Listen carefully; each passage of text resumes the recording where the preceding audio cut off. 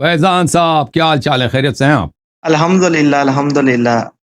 علامہ ماشاء صاحب اللہ، آپ سنائیں، آپ خیریت سے؟ اللہ تعالیٰ کا بڑا احسان ہے، زبردست زبردست، آپ خیریت سے ہیں؟ اللہ کا بڑا احسان۔ آپ پہلے بھی آئے تھے کبھی؟ چہرہ آشنا لگتا ہے ویسے۔ جی جی، پنجاب یونیورسٹی سے۔ اچھا ہاں ہاں، اچھا پہلے بھی آئے، ماشاء اللہ۔ اور ٹھیک ہے آپ؟ معاف کیجیے گا، میں بھول گیا تھا۔ الحمدللہ، کوئی نہیں کوئی نہیں، آپ ماشاءاللہ جی سر، آپ اتنے بڑے آدمی ہیں، اور اللہ آپ نہیں کو میں بڑا جزائے نہیں، خیر دے۔ نہیں نہیں نہیں، جو میں بات آپ کا ہوتی نوکر ہوں۔ ہے، جو بات ہوتی ہے وہ سب کو پتہ ہے کہ جی آپ سر، کو اللہ تعالیٰ نے عزت دی ہے، نالج دی ہے، فہم دیا ہے، دراق دیا ہے، اور آپ کا ثانی کوئی نہیں ہے۔ ہم خود میں آپ اہل کا سنت خادم۔ ہیں الحمدللہ، لیکن آپ کی جو علمی قابلیت ہے، میں نے نہیں دیکھا کہ پاکستان کے اندر آپ کے ٹکر کا، پاکستان نہیں بلکہ آؤٹ آف کنٹری جتنے جی بھی عالم ہیں ابھی تک آپ کسی نے ٹکر نہیں دی۔ اللہ کا احسان ہے، اللہ کا احسان ہاں، اور ہے، اللہ کا فضل و کرم۔ جو ہاں جی، تو میرے کچھ سوالات تھے چند، جی سر۔ جس میں آپ جیسے کہ حدیث ثقلین ہے کہ نبی پاک صلی اللہ علیہ وسلم نے فرمایا میں تمہیں دو باری چیزیں چھوڑ کے جا رہا ہوں، ایک قرآن ہے اور ایک میری اہل البیت ہے علیہ السلام، اللہم صلی علی محمد و علی محمد۔ تو کائنڈلی آج میں جامع ترمذی شریف کا جو ہے نا مطالعہ کر رہا تھا، تو ادھر میرے سامنے سے ایک حدیث گزری ہے جس کا انٹرنیشنل نمبر ہے 3662، کہ نبی پاک صلی اللہ علیہ وسلم نے فرمایا میرے بعد ان دونوں کی اتباع کرو، یعنی ابو بکر و عمر کی اتباع کرو۔ تو کائنڈلی اس کے اوپر مجھے تھوڑی سی کلیریفیکیشن چاہیے تھی کہ آپ ہمارے کتب سے آپ حدیثیں دکھاتے ہیں، تو کائنڈلی اس کے بارے میں آپ کا کیا کہنا ہے؟ کیا یہ حدیث صحیح ہے؟ دیکھیں یہ حدیث غلط ہے، آپ کے اپنے علماء نے کہا ہے کہ یہ حدیث غلط ہے۔ البانی کے مطابق تو ٹھیک ہے۔ نہیں، میں آپ کو دکھا دیتا ہوں، یہ کتاب ہے الاحکام فی اصول الاحکام لابن حزم الاندلسی، یہ البانی کا باپ ہے، البانی سے 100 گنا بڑا عالم ہے یہ۔ اس کی وفات سنہ 456، جزء سادس، بتحقیق شیخ احمد محمد شاکر۔ ملاحظہ کریں یہاں پر، وَأَمَّا الرِّوَایَةُ اقْتَدُوا بِالَّذَيْنِ مِن بَعْدِهِ فحدیث لا يصح، فحدیث لا يصح، اقتدوا بالذین من بعد ابا بکر و عمر۔ میرے بعد جو دو آدمی ہیں، میرے بعد جو آدمی ہیں لا يصح لأنه مروی عن مولا لربع مجهول وعن مفضل الضبی وليس بحجہ۔ اور پھر سند کہہ رہا ہے، دلیل کہہ رہا ہے کہ کیوں یہ حدیث صحیح نہیں ہے۔ اچھا یہ، اور پھر کہتا ہے کہ اگر اس طرح ہے تو کیوں اہل سنت نے خود ابو بکر عمر کے فتووں کو ترک کیوں کیا؟ صفحہ نمبر 81 میں کہتے ہیں کہ اصحاب مالک اور ابی حنیفہ اور شافعی اترک الناس لابی بکر و عمر۔ ابو بکر عمر کے جو فتوے ہیں، ملاحظہ کریں، یہ دیکھیں، یہ ابو بکر عمر کے جو فتوے ہیں، میں اس کو ایک منٹ فل پیج کر دیتا ہوں۔ اصحاب مالک و ابی حنیفہ و شافعی اترک الناس لابی بکر و عمر۔ ابو حنیفہ صاحب کے جو فتوے ہیں، اور ابو حنیفہ کے فقہ کے پیروکار جو مجتہدین ہیں، یعنی ابو حنیفہ کے پیروکار جو علماء کرام مفتی حضرات، اور اسی طرح شافعی مذہب کے مالک، یعنی تینوں میں، 4 مذاہب میں سے 3 مذہب، یہ تو ابو بکر اور عمر کے فتاووں پہ عمل ہی نہیں کرتے، جو مختلف ان کے فتوے ہیں، ہر فتوے میں ان کے مخالف۔ اگر رسول صلی اللہ علیہ وسلم کا حکم ہے کہ ان کے اقتداء کرتے تو پھر یہ کیوں کرتے ہیں؟ تو اس کا مطلب ہی یہی ہے کہ مالک کے نزدیک، شافعی کے نزدیک، ابو حنیفہ کے نزدیک یہ جو ہے یہ حدیث مطرود ہے۔ وقد بينا ان اصحاب مالك خالفوا ابا بکر مما رووا في الموطأ خاصه في 5 مواضع۔ صرف موطأ میں مالک نے 5 مقامات پر ابو بکر کی مخالفت کی۔ وخالفوا عمر في نحو 30 من قضية، اور ابو بکر عمر صاحب کی، مالک صاحب نے 30 قضایا میں، 30 معاملوں میں ابو عمر کی مخالفت کی، مما رووا في الموطأ خاصه، جو موطأ میں موجود ہے۔ وقد ذكرنا ايضا ان عمر وابا بکر اختلفا، اور پھر ابو بکر عمر کا آپس میں اختلافات تھے مختلف مسائل میں، مختلف مسائل میں، تو کس کی اتباع کریں گے؟ وَأَنْ أَتْبَاعَهُمَا فِي مَخْتَلَفَ فِيهِ مُتَعَذِّرٌ مُمْتَنِعٌ لَا يَقْدِرُ عَلَيْهِ أَحَدٌ، اور جن مسائل میں ابو بکر عمر کے اختلاف ہیں تو پھر تو ناممکن ہے، کس کی اتباع کریں گے بھائی؟ رسول صلی اللہ علیہ وسلم نے فرمایا دونوں کی اتباع کرو، دونوں آپس میں اختلاف کرنا ہے، ٹھیک ہے نا؟ یہ کتاب ہے، میں واپس آتا ہوں بھائی، آپ ناراض نہ ہونا، میں نے فل پیج کیا ہوا، ناراض تو نہیں ہوئے فیضان صاحب؟ میں کتاب دکھا رہا ہوں نا، کتاب دکھانے کے بعد میں واپس آؤں گا آپ کے پاس۔ ہاں یہ کتاب ہے، کتاب ہے الاحادیث معلّہ ظاہرها الصحہ، شیخ ابی عبد الرحمن مقبل ابن ہادی الوادعی۔ وہ احادیث جو ضعیف ہیں، ظاہری طور پہ لوگ سمجھتے ہیں یہ صحیح ہیں، کتاب چھپی ہے سنہ 2000 میں، دار الاثار یمن صنعاء میں. یہاں پر مقدمہ میں یہ عالم فرماتے ہیں صفحہ نمبر 15 ان کا مقدمہ ہے, کہتے ہیں کہ فإني في بحث الصحيح المسند مما ليس في الصحيحين كانت تمر بي احاديث ظاهر الصحة. جب میں نے یہ کتاب لکھنا شروع کیا وہ احادیث صحیحہ جو صحیحین میں نہیں ہے, بخاری مسلم میں نہیں ہے, تو میں نے بہت ساری ایسے احادیث کو دیکھا, میرے نظروں سے ایسے احادیث گزری جو ظاہر میں تو سنت ہے, ظاہر میں تو صحیح ہے, فأجدها في كتاب آخر معلّہ, اور میں دیکھتا ہوں تو دوسری کتاب میں یہی احادیث ضعیف ہیں. وربما يطلع عليها باحث من الاخوه الباحثين, اور شاید دوسرے جو محقق حضرات ہیں ان کو ان احادیث کا پتہ ہو. فيظن انها مما يلزمني اخراجه فافردت لها دفترا حتى اجتمع علي نحو 400 حديث. تو دوسرے محققین کا خیال یہ ہے کہ میں ایسے احادیث کو جمع کروں, تو میں نے اسی وقت جمع کرنا شروع کیا تھا, تو میں نے 400 ایسا احادیث جمع کیے ہیں جو ظاہر میں صحیح لگتے ہیں, حقیقت میں یہ کیا ہے, یہ ضعیف ہیں. ان احادیث میں سے کون سے احادیث ہیں یہ دیکھیں.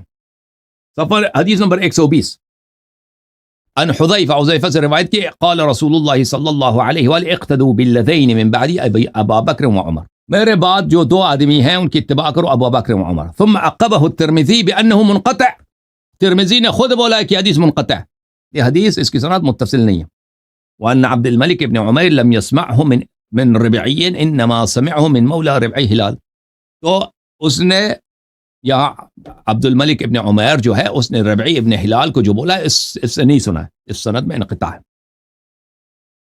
ابو عبد الرحمن کہتے ہیں ہلال جو ہے یہ مجہول ہے, لم یروی عنہ الا عبد الملک ابن عمیر ولم یوثقه معتبر. یہ حدیث جو ہے اس کے سند میں ایک مجہول شخص ہے اور کو کسی نے توثیق نہیں کی ہے. اور پھر مناوی نے فیض القدیر میں بولا ہے کہ ابن حجر عسقلانی نے کہا ان ابا حاتم علّہ بالنربع الخلاش لم يسمعه من حذیفہ. ابو حاتم الرازی نے بھی بولا ہے کہ یہ اس کا راوی جو ہے, دیکھ راوی یہ ہے کہ ربیع ابن خراش اس نے حذیفہ سے سنا ہی نہیں ہے. یہاں پہ بھی انقطاع موجود ہے. وما ذکر ان حدیث ابن مسعود و حدیث انس یشہدان له لا يصلح, جنہوں نے کہا کہ یہ ابن مسعود سے بھی روایت ہے, انس سے بھی روایت ہے, وہ ایسی شہادتیں جو بالکل وہ شاہد ہونے کے لیے صالح نہیں ہے. لأنہ منقطع, یہ حدیث جو ہے خود منقطع, وہما شدید الضعف, وہ دو حدیث تو بہت ہی زیادہ ضعیف ہیں, اس سے زیادہ ضعیف ہے. ٹھیک ہے نا, یہ آپ نے دیکھا. اور پھر آپ کی خدمت میں عرض کروں کہ یہ حدیث کیوں ضعیف ہے. جب امیر المؤمنین علیہ الصلاۃ والسلام شورا میں گئے تھے, ٹھیک ہے نا, 6 آدمیوں کا شورا بنایا تھا عمر نے, اور وہاں پہ عبد الرحمن ابن عوف نے کہا تھا کہ یا علی, میں آپ کو خلیفہ بناتا ہوں, میں آپ کے ساتھ بیعت کروں, بس آپ وعدہ کریں کہ آپ ابو بکر عمر کی سنت پہ چلیں گے. تو مولا امیر المؤمنین علیہ السلام نے کہا تھا میں ابو بکر کی سنت پہ نہیں چلوں گا. اس نے کہا تھا, انہوں نے فرمایا تھا کہ میں رسول اللہ کی کتاب اور رسول صلی اللہ علیہ وسلم کی سنت پہ چلوں گا. اگر یہ حدیث صحیح ہوتی کہ لوگوں نے ابو بکر عمر کی سنت پہ چلنا ہے, اور اللہ کا شکر کرو کہ یہ حدیث غلط ہے, یہ حدیث غلط ہے, وَإِلَّا بہت سارے کام کرنے پڑتے تھے آپ کو, ان کی سنت جان بچ گئی. اگر ان کے سنت پہ جانا آپ پہ واجب ہوتا تو بہت سارے برے کام آپ کرنے پڑتے تھے. یہ کتاب ہے, کتاب تمہید الاوائل فی تخلیص الدلائل, تالیف القاضی ابی بکر محمد ابن طیب الباقلانی. یہ مؤسسۃ الکتب الثقافیہ میں سن 1987 میں چھپی ہے. ابو بکر الباقلانی یہ اشاعرہ اور احناف کا بہت بڑا عالم ہے. صفحہ نمبر 514 میں ملاحظہ کریں, یہاں پر ان الصحيح في هذا ما روي ان علي عليه السلام قال لعبد الرحمن بن عوف بعد ان عرض عليه البيع على شرط ما روي انه شرط فاباه علي والتزمه عثمان. عبد الرحمن ابن عوف نے امام علی علیہ الصلوۃ والسلام پہ جو شرط لگائی تھی بیعت کرنے کے لیے کہ اگر اس شرط پہ مانیں گے تو ہم بیعت کریں گے. عثمان نے مانا, امام علی علیہ السلام نے نہیں مانا. امام علی علیہ الصلوۃ والسلام نے نہیں مانا. یہ حدیث صحیح ہے کہہ رہے ہیں, وہ حدیث وہ جو شرط لگائی تھی عثمان نے مانا تھا اور امام علی علیہ السلام نے نہیں مانا تھا. وہ کیا تھا؟ وہ یہی تھا کہ آپ نے کتاب اللہ اور سنت رسول اور سنت شیخین پہ عمل کرنا. امام علی علیہ السلام نے کہا کتاب اللہ اور سنت رسول صلی اللہ علیہ وسلم پہ عمل کریں گے, اما سنت ابو بکر پہ عمل نہیں کریں گے. یہ کتاب تاریخ الطبری جزء رابع چاپ دار المعارف, یہاں پر صفحہ نمبر 238 میں عبد الرحمن بن عوف نے کہا هل انت یا علی مبایعی علی کتاب اللہ و سنت نبی و فعل ابی بکر و عمر. یا علی سلام اللہ علیک, کیا آپ میرے ساتھ میرے بیعت کو قبول کریں گے کتاب اللہ پر, سنت نبی پر اور ابو بکر اور عمر کی فعل پر؟ فقال اللہم لا, امام علیہ السلام نے کہا کہ نہیں, میں نہیں مانتا. ولكن على جهدي من ذلك وطاقتي، میں اپنے اجتہاد پر اور اپنے رائے پہ عمل کروں گا اور کتاب اللہ اور سنت پر، وہ تو واضح ہے۔ فالتفت الى عثمان، عثمان کی طرف پھر گیا، کہا کہ میں بیعت کرتے ہیں آپ کے ساتھ کتاب اللہ سنت نبی صلی اللہ علیہ وسلم فعل ابو بکر عمر پر۔ عثمان نے فوراً کہا اللہم نعم، جی ہاں میں کرتا ہوں، ٹھیک ہے نا۔ تو یہ واضح دلیل ہے کہ ابو بکر، رسول صلی اللہ علیہ وآلہ وسلم نے کبھی نہیں کہا تھا کہ آپ سنت میرے بعد ابو بکر عمر کی اتباع کریں۔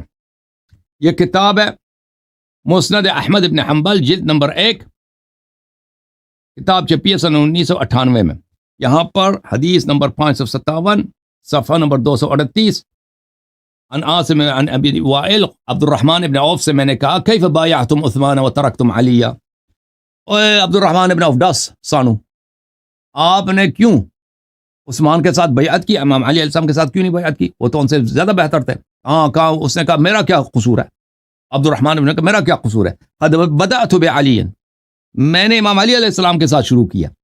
فقلت، تو میں نے امام علی علیہ السلام سے کہا ابایعک علی کتاب اللہ و سنت رسول وسیرت ابی بکر و عمر، میں آپ کے ساتھ بیعت کرتا ہوں کتاب اللہ سنت نبی صلی اللہ علیہ وسلم اور سیرت ابو بکر عمر پر۔ قال فقال فیما استطعت، امام علی علیہ السلام نے کہا کہ میں ان باتوں میں جو میرے بس میں کرتا ہوں۔ عثمان سے میں نے جب یہ عرض کیا تو عثمان نے فوراً قبول کیا، جی سنت ابو بکر عمر مقبول ہے مجھے۔ اور اس کے دوسرے الفاظ کے ساتھ بھی یہ بہت بھلے یہ مروی ہے۔ پھر یہ حدیث اگر ہوتا صحیح ہوتا نا، اقتدوا بالذین من بعد، میرے بعد اقتدا کرو ابو بکر عمر کی، اگر یہ واضح ہوتا تو سقیفہ بنی ساعدہ میں انصار نے تو نہیں کہا کہ ہم ابو بکر عمر سے بیعت کریں گے۔ ابو بکر وہ خود اپنا خلیفہ بنانا چاہتے ہیں، سعد بن عبادہ کو۔ اور ملاحظہ کریں یہ صحیح بخاری ہے، جلد صفحہ نمبر 651، حدیث نمبر 3668، ٹھیک ہے نا۔ یہاں پر ابو بکر نے جب خطبہ دیا ہے، بات کی ہے سقیفہ بنی ساعدہ میں، فقال فی کلامہ نحن الامراء وانتم الوزراء، ہم جو ہے ہم قریش کیا ہوگا، قریش امیر ہوگا اور آپ لوگ ہمارے ساتھ رہیں۔ فقال حباب بن المنذر لا واللہ لا نفعل منا امیر ومنکم امیر، اس نے کہا کہ حباب بن المنذر نے کہا نہیں، ایک امیر قریش کا ہونا چاہیے، ایک امیر ہمارا انصار کا ہونا چاہیے۔ فقال ابو بکر لا ولکن الامراء وانتم الوزراء، نہیں کہ عمر قریش نے کہا، ابو بکر نے کہا کہ نہیں، ہم قریش میں سے، عرب آپ کو نہیں مانیں گے، عمراء ہمارے اور آپ ہمارے ساتھی۔ ہم اوسط العرب دارا، قریش جو ہیں پورے عرب میں سب سے زیادہ جانے پہچانے ہیں، وَأَعْرَبُهُمْ أَحْسَابًا، اور سب عربوں میں سب سے زیادہ ان کی بات مانی جاتی ہے۔ فَبَايِعُوا عُمَرَ وَأَبَا عُبَيْدَةَ، آؤ عمر کے ساتھ بیعت کرو یا ابو عبیدہ کے ساتھ بیعت کرو۔ تو واضح بات ہے کہ اگر کہتا نا رسول اللہ صلی اللہ علیہ وسلم کہ میرے بعد آپ نے ابو بکر عمر کی اتباع کرنی ہے، تو عمر کو، ابو بکر کو اسی کو کوٹ کرنا چاہیے نا، یہ تو نہیں کہنا چاہیے انصار سے کہ بھائی عرب قریش جو ہے یہ عربوں میں زیادہ جانے پہچانے، عرب زیادہ ان کی عزت کرتے ہیں، تو آ جاؤ پھر ابو عبیدہ کی بیعت کرو، وہ تو بات بنتی ہی نہیں تھی نا۔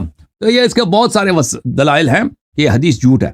یہ صحیح مسلم بشرح النووی ہے، جلد نمبر 12، یہاں پر یہ حدیث ہے کہ عمر سے کہا گیا کہ آپ جو ہے نا، یہ مسلم کی حدیث ہے کہ آپ مر رہے ہیں، آپ اپنے بعد کسی کو خلیفہ بنائیں، جانشین بنائیں، تو اس نے کہا میں کیسے خلیفہ بناؤں، رسول صلی اللہ علیہ وسلم نے کسی کو خلیفہ نہ بنایا تھا، میں خلیفہ بناؤں تو عمر نے، ابو بکر نے تو مجھے بنایا تھا، میں کیسے کیا کروں؟ تو اس نے اس حدیث کے رد